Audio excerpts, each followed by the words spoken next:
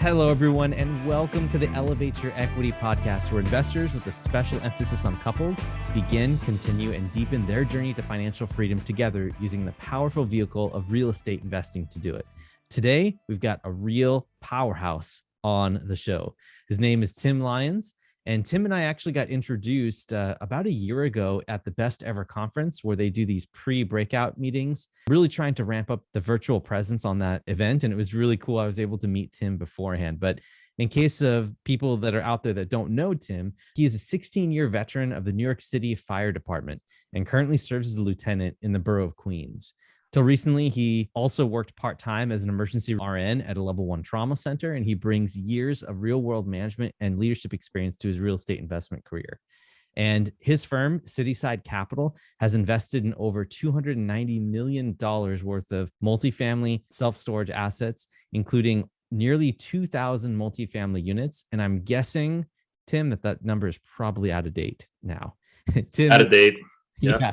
Tim has also invested as a limited partner in both multifamily and in retail syndications. So, Tim, quite the resume.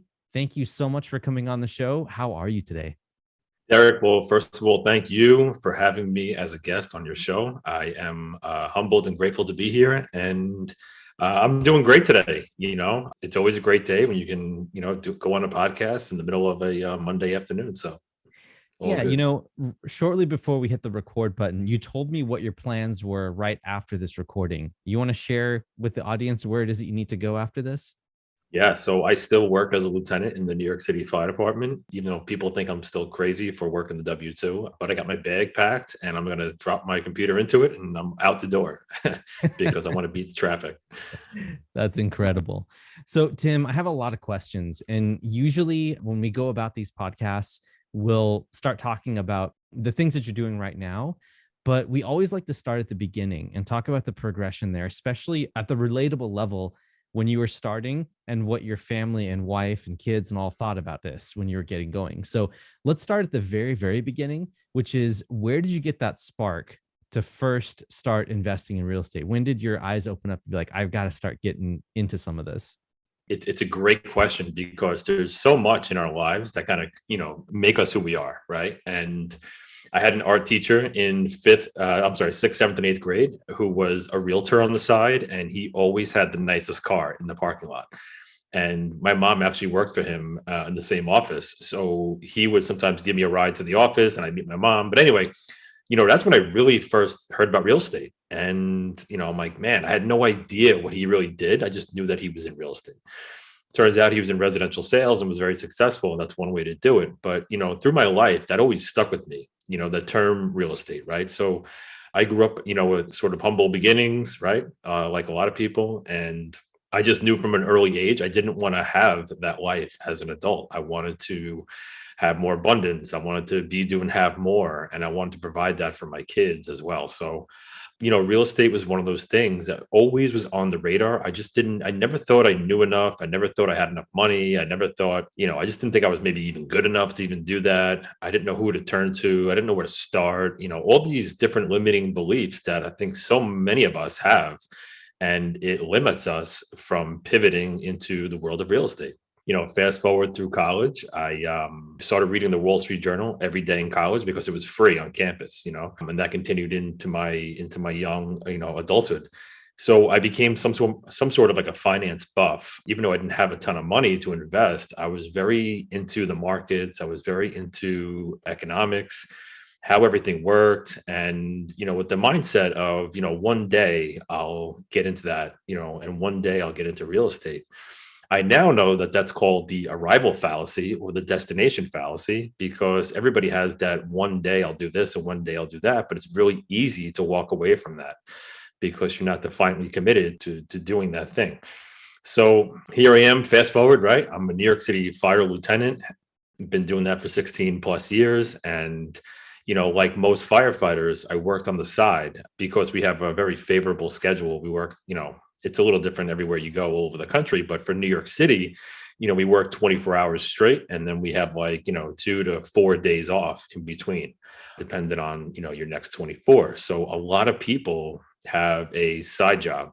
A lot of guys do construction type jobs, electrician, plumbing, but people do a lot of crazy stuff. I mean, there's a dentist, there's a nurse anesthetist, there's nurses, there's PAs, there's small business owners, bagel shop owners. I mean, like restaurant owners, you name it. And there's a New York City firefighter that probably does it on the side. So, I got my start in the firehouse in Brooklyn, and a lot of the guys, 3 of them were nurses. And I always joked that I was pre-med for about 15 minutes in college until I joined a fraternity. And so I had an interest in medicine anyway. So I went back to nursing school, and I was working 2 W-2 jobs, and, life was good. The bills were paid. The retirement accounts were getting, filled up. 1 or 2 vacations a year. I mean, but we were also kind of like paycheck to paycheck, while doing that. And I never realized it until I took a step back into the journey that I got into now. But I was stuck in the W-2 grind, and I was in the wrong quadrant of that proverbial cash flow quadrant that Robert Kiyosaki talks about. So I'll throw it back to you, Derek. I mean, I know that was a lot, but yeah, we can unpack that, or I can keep going. Yeah, no, thanks, Tim, for the clarity there. I wanted to go back to the beginning of your journey, right? I guess there's a culture around where you work that people do side hustles all the time.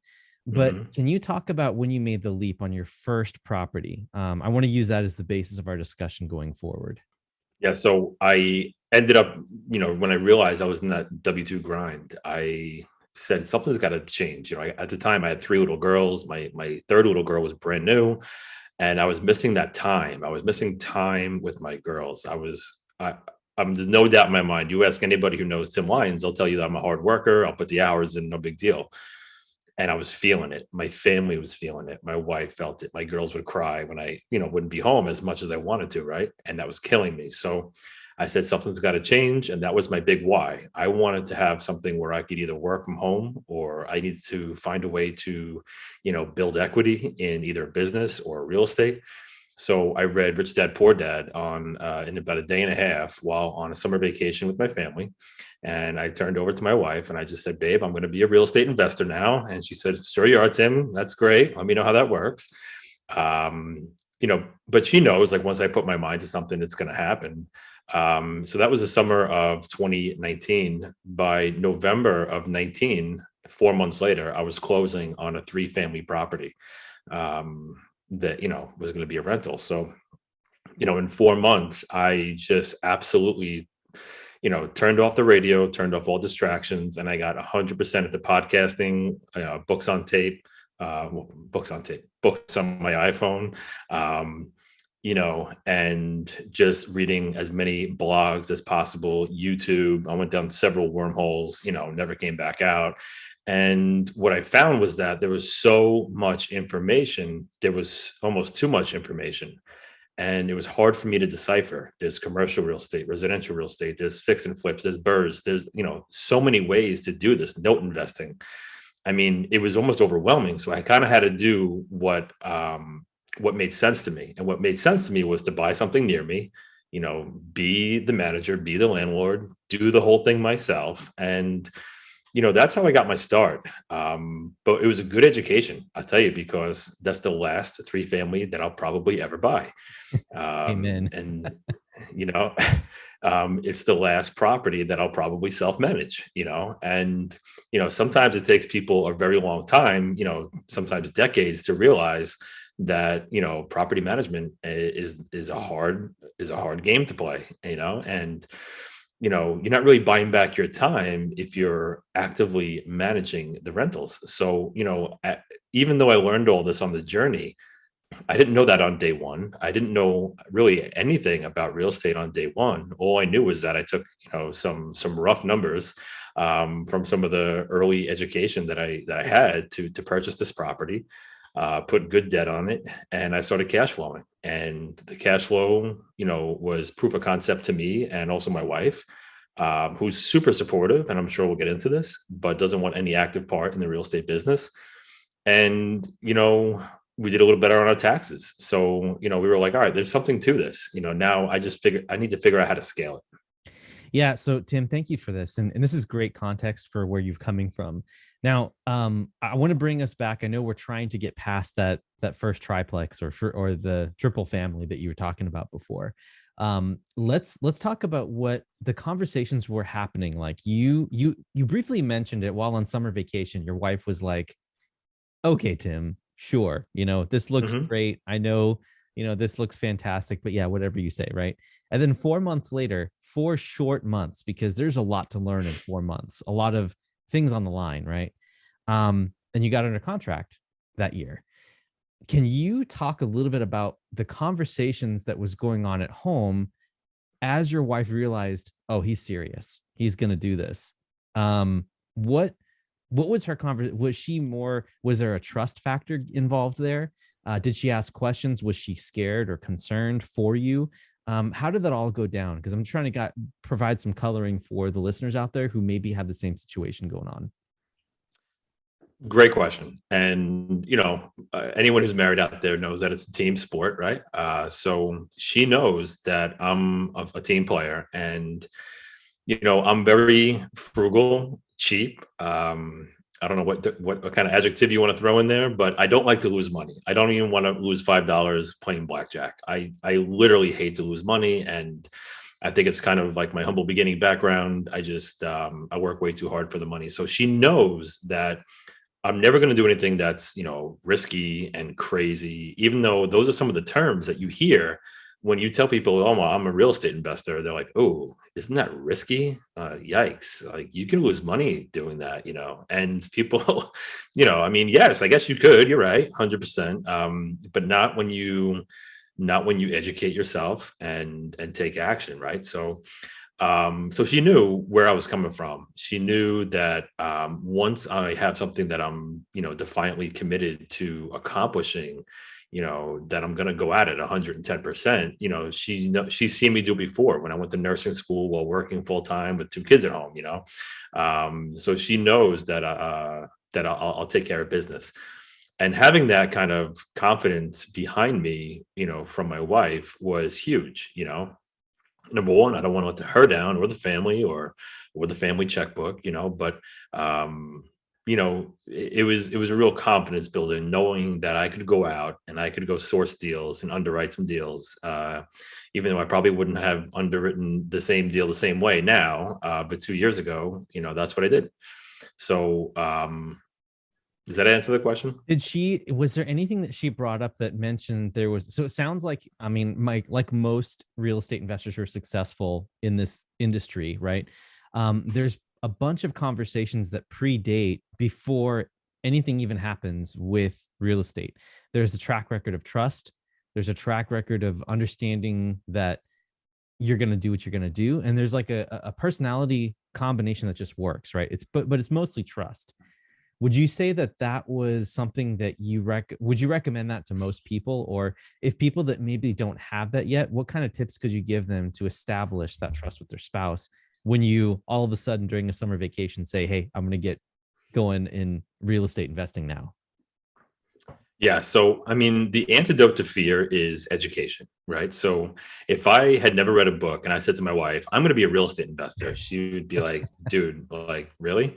Yeah. But since I was showing her that she knew that I was podcasting, she knew that I was reading any sort of book and listening to the books, and I was on a mission. So she saw that. And I think, because I could, and some of our friends, in our circle were real estate investors, and I would always be talking to them at parties or barbecues or whatever.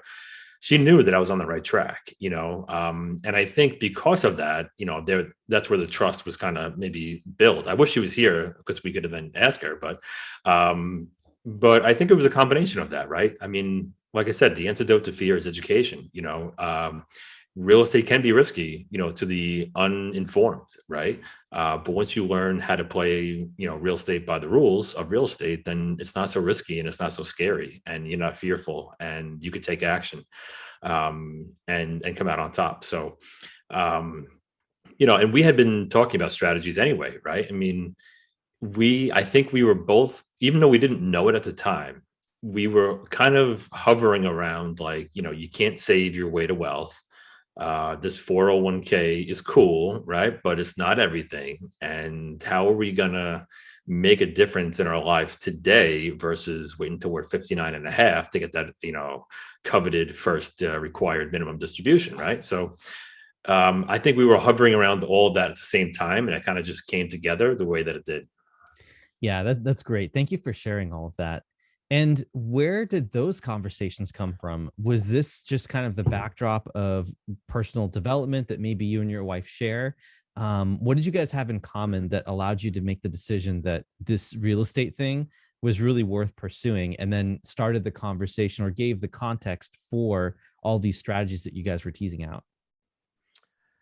Yeah, I mean, we knew something had to change. We were both W-2 employees. She ended up opening up her own practice. She's a therapist, a social work therapist, and she was working for a company, and it was a great company and everything. But then she decided, like, I think I need to do more. I think I can do this by myself, and I fully supported her. I was painting her office, and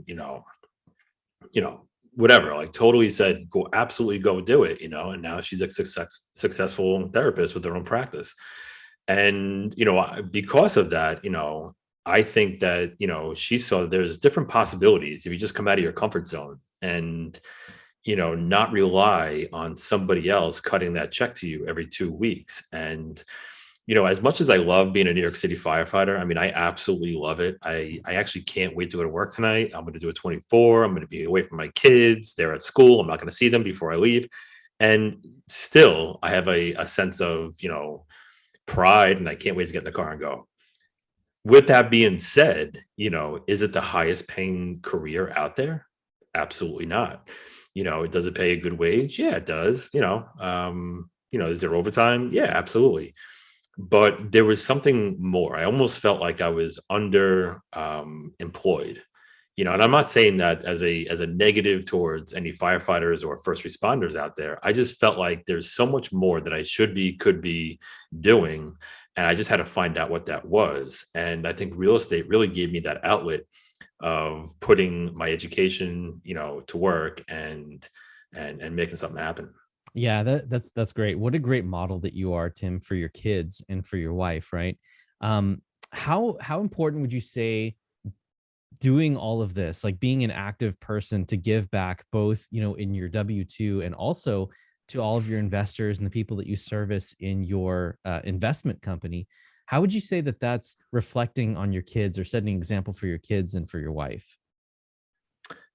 It's funny. My my two older girls, so there's 10, 8, and then 2. So the 2-year-old is clueless, right? But the 10 and 8-year-olds, they'll hear me, raising money for another deal and talking to investors, and they kind of almost they're always listening, right? So then all of a sudden I'll get like a little coloring, a picture, and it'll say the name of the project that I'm working on, and they'll be like, "Here, Daddy, like this is for you," and it's really cute. And my older daughter asks a lot of questions about, like, well, why do you have to raise money? And, how come there's so many units, and where is this one? And, and I think it's really cool to not overwhelm them with information, but to see that, I can work from my home office, and our lives are different now. I'm not working in the hospital every waking moment, that I'm not at the firehouse, and, you know, um, things are just better for the family financially. And, I think there's a real passion, that they see from Daddy when he's working. And I love what I do now. I mean, it's just a lot of fun. So there's a lot of questions, and I'll be on a call in the car with my brother, who's my partner, and his kids are in the car, so like all the kids are talking, and there's a lot of real estate talk going on, and like it's just a lot of fun. It ends up being, listen, if they want to learn, I would love to teach them. If they don't want to have anything to do with real estate, then that's fine too, but hopefully they do. That's incredible. And I'm sure, man, they're so young, 8 and 10. Like you're doing something, you have to know intuitively that they're picking up some of this stuff that's not going to change. It's something that's going to be a deep root. And that's got to make you proud, right? Because, all of the work that you're doing in your W-2 to give back, on both fronts, that's something that we need more of in the world. So thank you for everything that you do.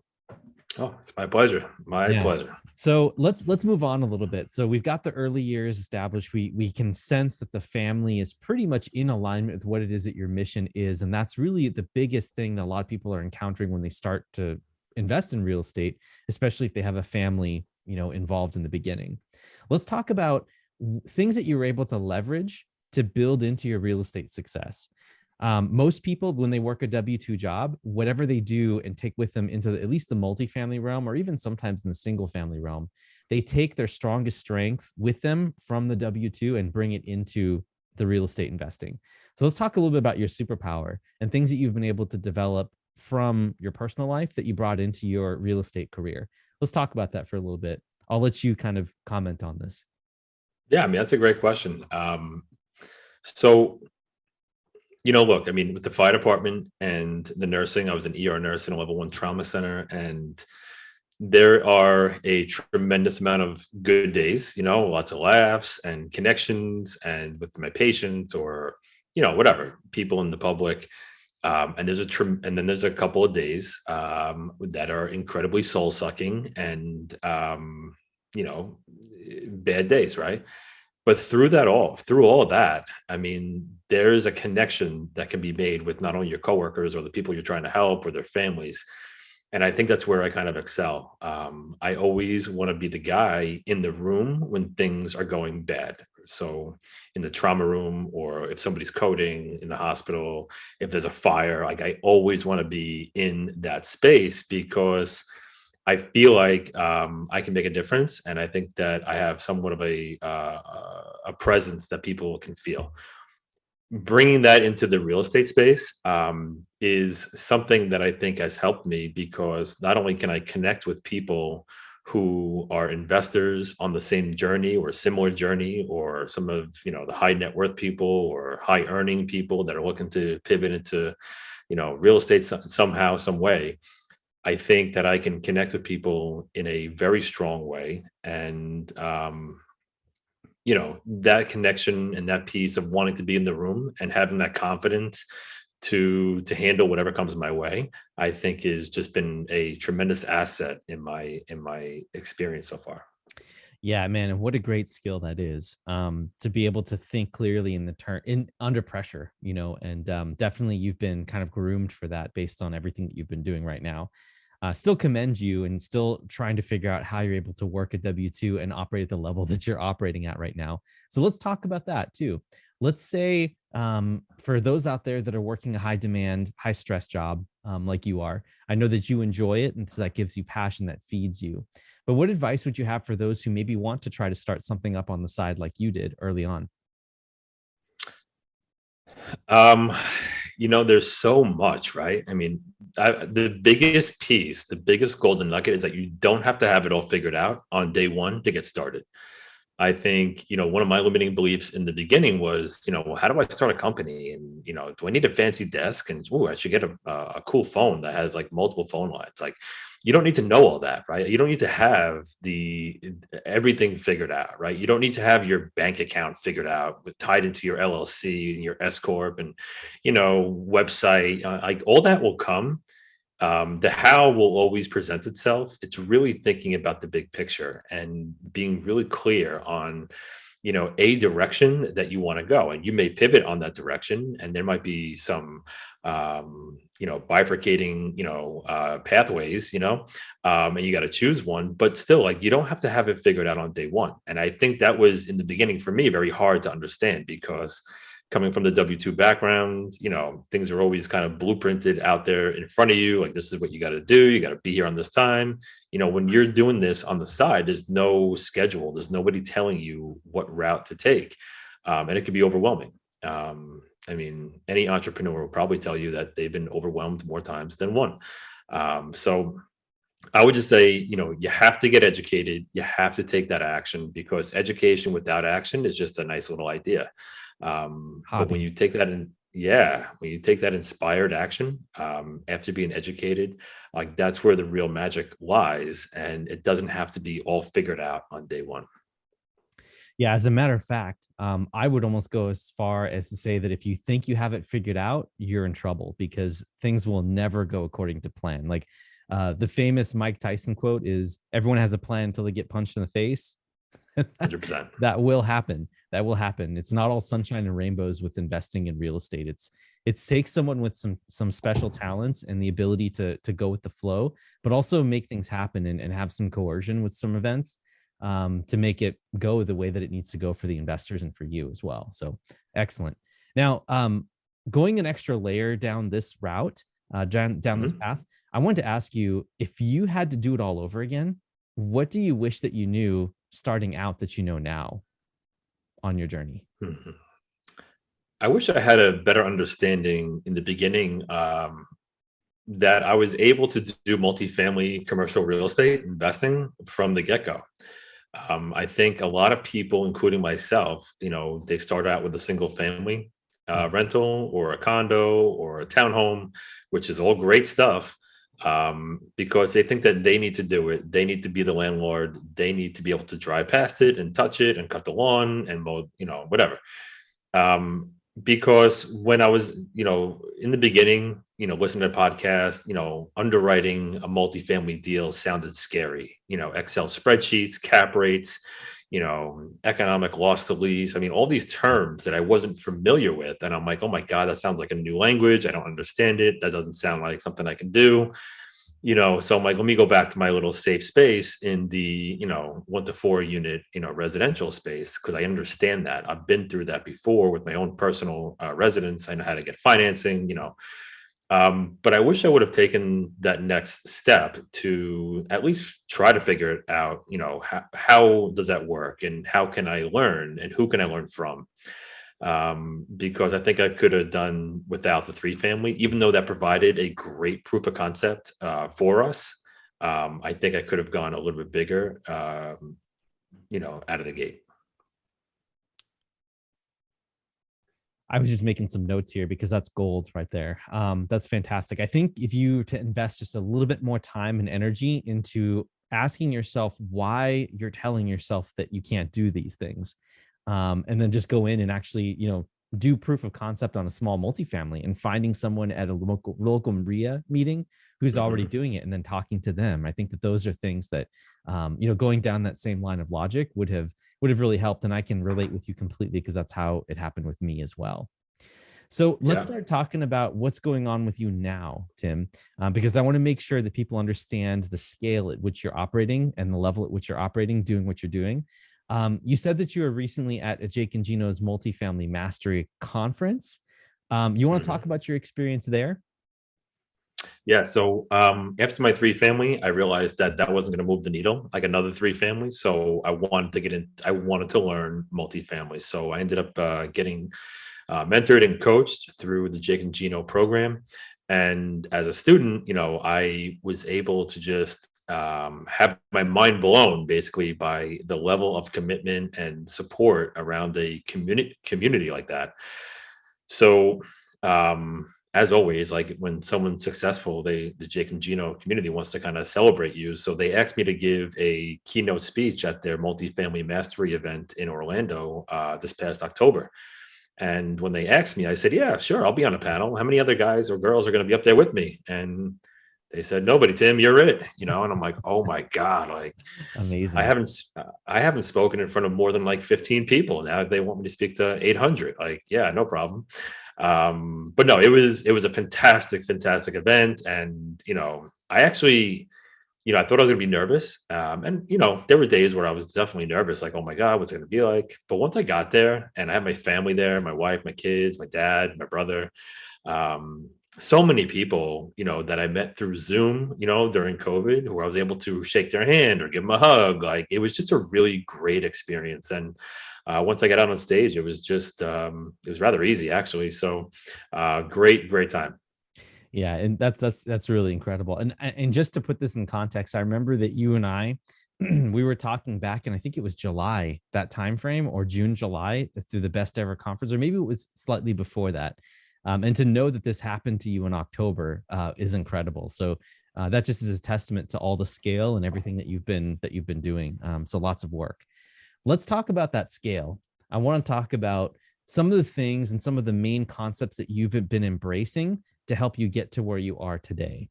So I don't know what that means to you, that question exactly, but is there any principles that you like to take with you as you grow that don't change with the number of units that get added to your portfolio?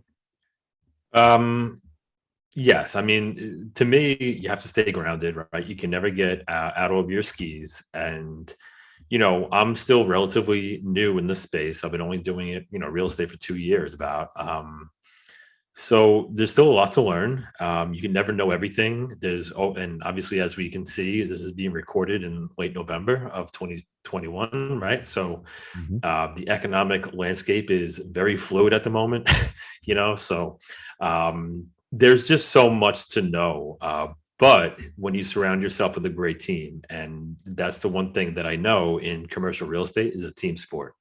And you have to have a financing person and an acquisitions person and property management and an economic advisor, basically. And, you have to have all these people, a mentor, a coach, insurance guy, legal advice, compliance, like all these things you can do by yourself. I mean, that's just one way of doing it, but it's really a team sport. And when you can surround yourself with some high level people who are doing the thing that you want to do and doing it at a high level, I mean, it's just incredible what can happen. And I think that's where Cityside Capital, my company, kind of came to be because we were surrounded by really, really great people. We were able to grow incredibly fast. Yeah, I definitely say. So let's talk a little bit about that journey. How did you guys grow? Let's talk about, when you first got started with that triplex. And can we talk about some of the acquisitions along the way? Yeah. So after joining Jake and Gino, you get a coach and a accountability coach, a deal coach, you get all these coaches and mentors. And the guy that I was assigned to, I just hit it off. We were both New Yorkers. I was always asking him, how can I add value to you? Can I go mow the lawn at one of your properties? Because I knew that this guy was doing the thing that I wanted to do, which was real estate, syndication. And, I didn't exactly even know how that even worked, right? But I knew this guy had done it a lot. So he gave me the opportunity of a lifetime to join him on a 43 unit that he was syndicating. And I was like, holy cow, I mean, that's incredible. What can I do? How do I help? And, so I got to see, behind the scenes how a syndication is kind of brought about. And at the end of that, he asked me, do you think you could raise any money for this deal? And I said, well, I have no idea. I said, I've never tried. And he goes, I know, I figured you were going to say that. So why don't we give it a try? And I'm like, well, what do I say? And how do I say it? And whatever. So we were able to raise, I don't know, about $150,000 for that first deal. And it felt incredible. I'm like, wow, I'm like, this is so powerful. I mean, I didn't think I could raise $10 because I'm Tim the fireman and Tim the ER nurse. How do I raise that much money?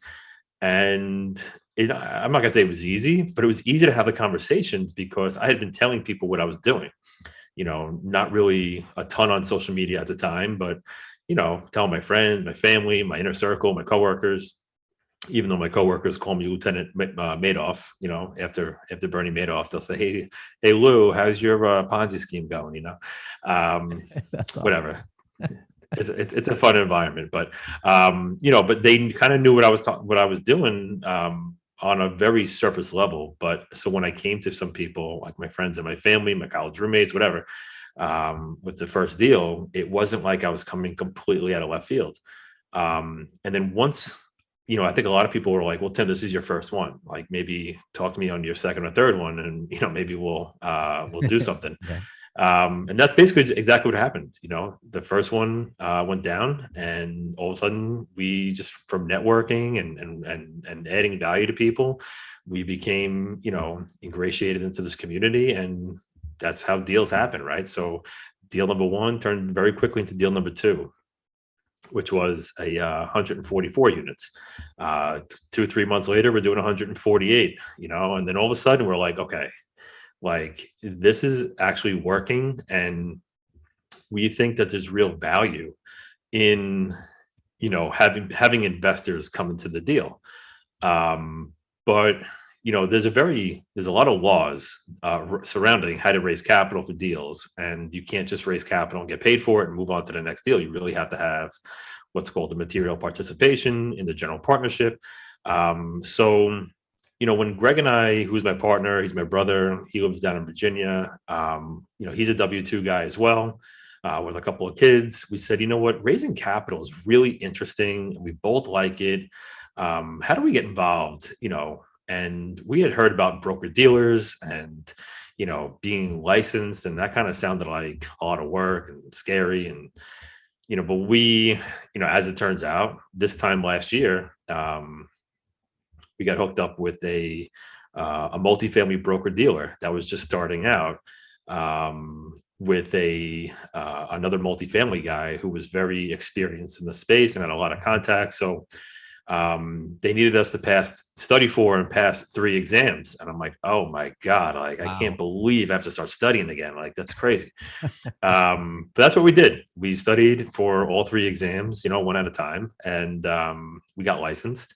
And we joined up with the broker dealer that was raising capital for some operators, 8 multifamily and 1 self-storage. So by doing that, not only were we checking the box that we could raise money compliantly and legally, but we were getting some of the best deals in our pipeline, and we didn't have to go and acquire them. They were being acquired. The debt was already being, slapped on the asset. So by the time it came to us, for us to do our own due diligence and our own underwriting on the platform, we actually felt so confident in presenting those deals to our investors because of all those little pieces. So that's kind of how we scaled up so quickly. We were able to, work with this platform, and we have several deals per month that we are able to raise capital for, and that's how we got to this number so quick. Yeah, that's incredible. Thank you for sharing that story. And the common theme that I'm seeing through all of this is that you are not afraid to work. Is that an accurate statement?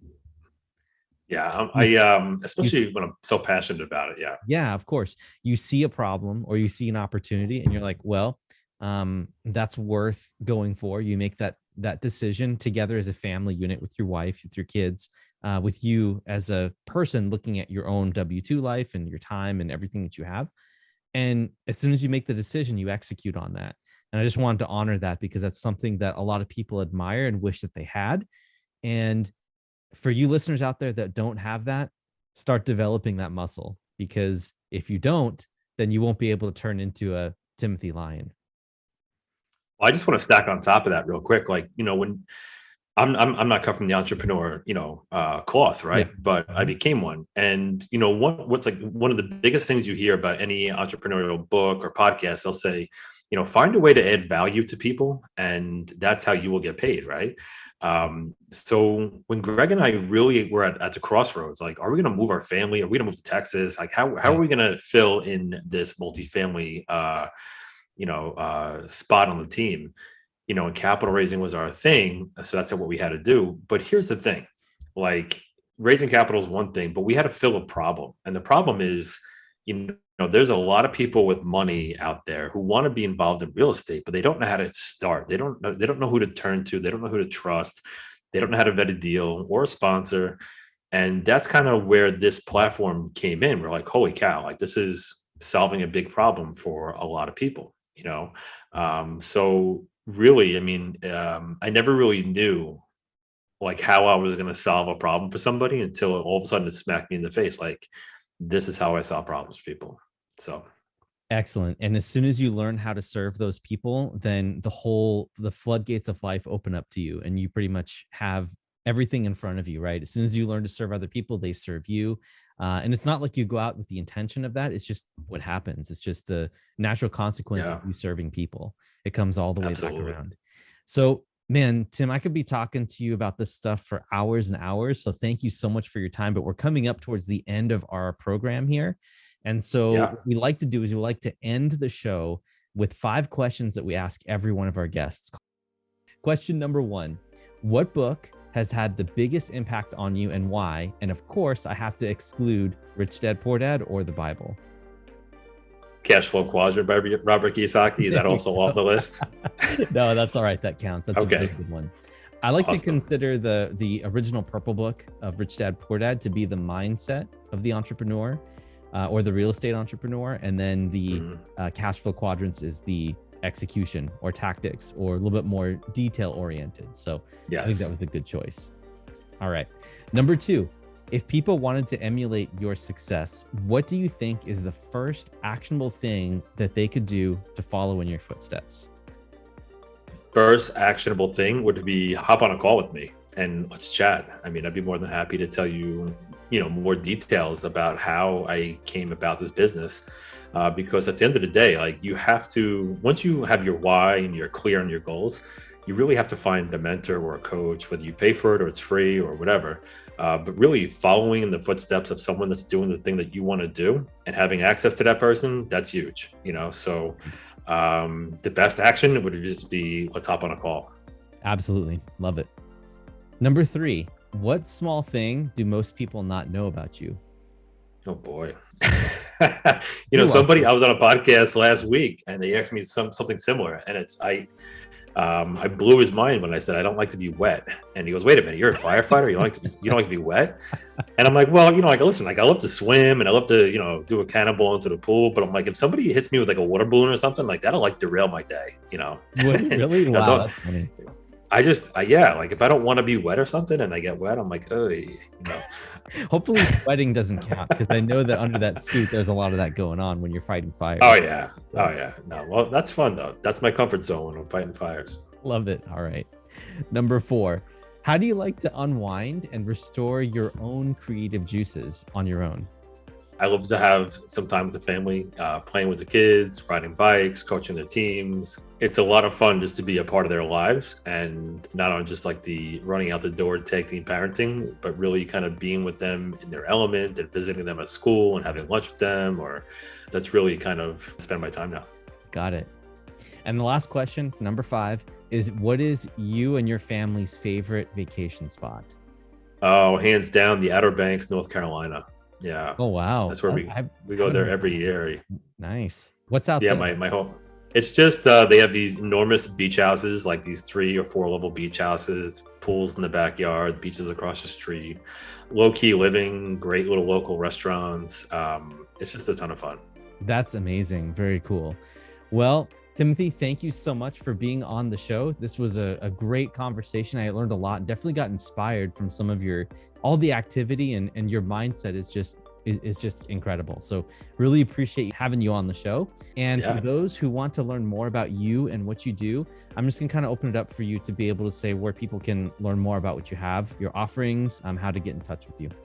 Yeah. So whether you want to kind of see what we're doing or you want to hop on a call, the best place to start is citysidecap.com. I'm on LinkedIn, I'm on Facebook, but yeah, shoot me an email, tim@citysidecap.com, and we can take it from there. Excellent. Very much. Thanks. I appreciate that. So for those of you listeners who have listened all the way to the end, I want to thank you for enjoying this fascinating conversation with an incredible man, with Timothy. And if you guys have any other questions or concerns, please reach out to him. He obviously knows his stuff and he'll be able to take care of you really, really well. In addition, if you guys enjoyed this content, please like, subscribe, comment, and rate and review wherever you're listening or watching this. We want to hear from you guys so that we can get more incredible content like these conversations with Timothy and other great, incredible investors, so that you can learn these tools and techniques to take with you into your family and start scaling up yourself and doing all of this incredible passive income generation for you and your family. So please like, subscribe, rate, review, anything you can so that we can appease those algorithm gods and find our way up to more people and get ourselves exposed to other individuals just like you who want to learn more. So that being said, I think that is all for the show. So once again, Tim, thank you so much for being on the show today. Thank you for having me. Pleasure. Absolutely. And this is Derek, and I am signing off.